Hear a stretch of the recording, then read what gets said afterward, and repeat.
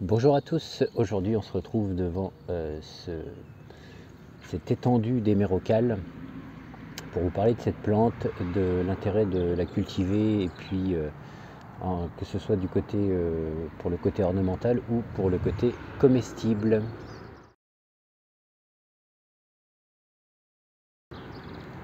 Donc pour ce qui est de la culture de l'hémérocale, je pense qu'il n'y a pas grand chose de plus simple que ça. Ça va accepter à peu près tous les types de sols, qu'ils soient secs, frais, il n'y a aucun problème, ça va supporter la sécheresse, ça va supporter un sol légèrement humide, il ne faut pas non plus qu'il soit gorgé d'eau.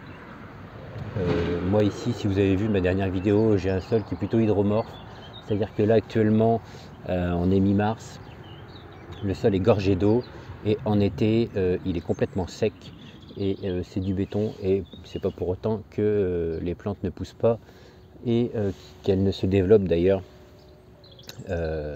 d'année en année, qu'elles empiètent un petit peu sur le terrain. Au niveau de l'exposition, on va pouvoir les mettre en exposition ensoleillée ou à mi-ombre. On va privilégier 5 à 6 heures au minimum de soleil par jour pour avoir une floraison qui se suive et qui ne s'arrête pas tout au long de l'été. C'est mieux. Pour ce qui est de la fleur, en fait, c'est l'hémérocale, on appelle ça aussi le lys d'un jour, c'est-à-dire que la fleur en général va durer une journée, elle va éclore et elle va durer en général une journée, 24 heures. Mais les floraisons vont s'enchaîner jour après jour, les boutons floraux, et ça ne va pas s'arrêter de fleurir. On aura des fleurs quasiment tous les jours, surtout sur une étendue comme celle-ci. Ça va être fleuri là dans quelques temps. Voilà, la description de la plante, vous le voyez, hein, ça ressemble aussi à un lys, la fleur ressemble à un lys. Il y en a aujourd'hui de toutes les couleurs. La plus commune, ça va être l'hémérocale orange, donc c'est celle-ci. Et pas mal de cultivars ont été sélectionnés pour plutôt le côté ornemental, les couleurs, etc. Et il y a la variété phare comestible qui est la Buttercup Palace, qui elle a une fleur plutôt jaune et qui va être plus sucrée en goût. Voilà. Ici c'est la version on va dire classique orange qu'on trouve assez communément dans toutes les jardineries. On en trouve également aussi, il y a beaucoup de particuliers qui en donnent, notamment sur le Bon Coin, qui en vendent aussi à prix très intéressant sur le Bon Coin, sur eBay, sur le marketplace de Facebook. Pour ce qui est de la multiplication, eh bien, ça se multiplie par division de touffe.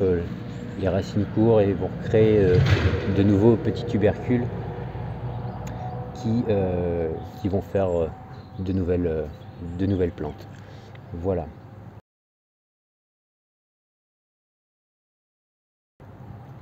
Côté cuisine.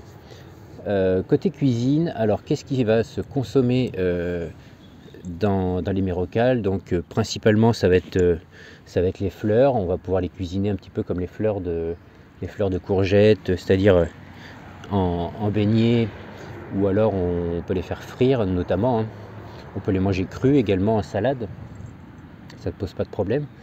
Il y a également aussi les petits tubercules formés qui sont consommables. Alors les tubercules jeunes, les petits, peuvent être consommés crus, et les plus gros, un peu plus fermes, vont devoir être cuits comme une pomme de terre. On peut également consommer les boutons floraux qui sont de belle taille. Alors là, de plusieurs manières également de les consommer. On peut les faire cuire à la vapeur, et puis ensuite éventuellement revenir dans une poêle avec un petit peu d'huile d'olive ou ce qu'on veut, hein. Après c'est une histoire d'imagination. Et on peut aussi également les conserver, faire des bocaux comme un cornichon avec du vinaigre, et puis ensuite on viendra les manger comme ça. Voilà. Voilà, je pense que j'ai fait le tour un petit peu de cette plante.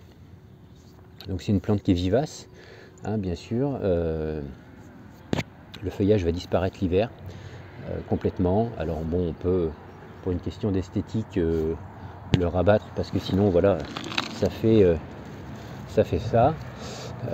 Juste avant, là, ça avait été coupé. Mais c'est un feuillage qui est assez galère. J'avais passé la débroussailleuse, mais c'est assez ligneux et ça a tendance à s'enrouler autour de la tête de la débroussailleuse. Donc, mais si vous avez des plus petites surfaces d'hémérocalles, et bien avec un sécateur, une petite cisaille, quelque chose, ça va très très bien. Là ici j'en ai 30 ou 40 mètres de long, et suivant les endroits, entre 1 mètre et 50-60 cm de large, donc ça fait une belle surface, mais bon, c'est encore faisable à la main et à la cisaille, hein. On n'est pas obligé de sortir la débroussailleuse. Voilà. Donc je vous invite à planter ce genre de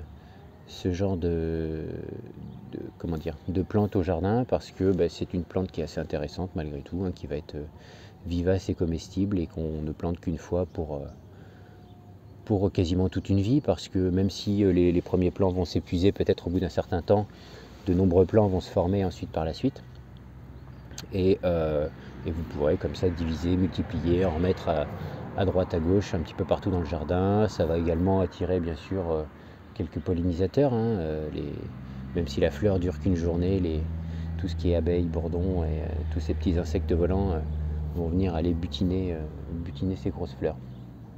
Voilà. Bon, j'espère que ça vous a plu. N'hésitez pas, toujours le petit pouce, à vous abonner. N'hésitez pas à aller voir aussi si vous voulez partager vos dates de semis, herbolis.com, le lien est dans la description. Voilà, à plus tout le monde.